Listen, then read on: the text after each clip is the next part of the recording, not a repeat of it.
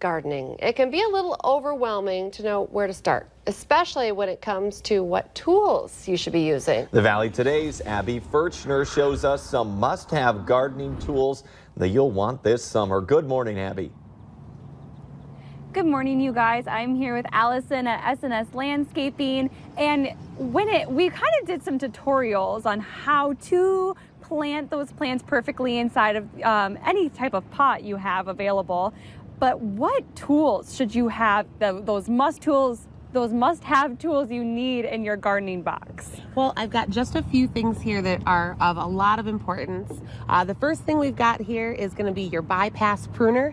This is going to be great for trimming and pruning woody and herbaceous plants. They're nice and sharp, and they're definitely going to give you a good clean cut. You just want to make sure you keep these sharp and keep these sterile, because this will definitely be a good tool. How can you sharpen them? These guys here you can either get replacement blades, okay, or you can always sharpen it on a wheel. Okay, and we have one that's not really a tool, but it is super important. It's easy and simple when you really think about it, but this can be just so important. These are garden grade markers.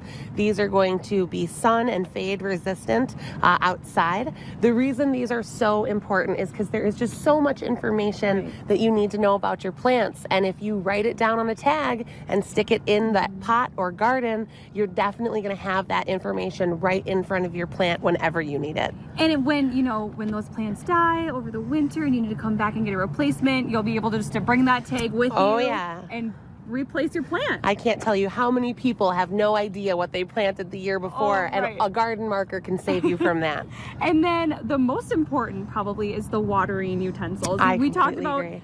Elephant watering, which is a no-no in your book. So what should people look for when they want to get some watering tools? Well, we've got just a couple things here. I've got a garden end sprayer, as well as a really good shape and size watering can. The most important things about these guys here is that pattern where that water is going to come out. It's going to be a nice, light, even spray that's going to be very similar to the way that rain falls, to give you a nice, even watering. You don't want to dump a pitcher or pour a hose with nothing on the end, because it can really mess up the dirt. Right. So nice, easy pour over. You don't want to get those plants dug too deep into the soil. So those are just a couple tricks that could make your garden, your patio, perfect. And I know we do cut all of these videos in case you missed one of the segments. I'm like, I want to go listen to how she planted again. You can find those at valleynewslive.com a little later this morning.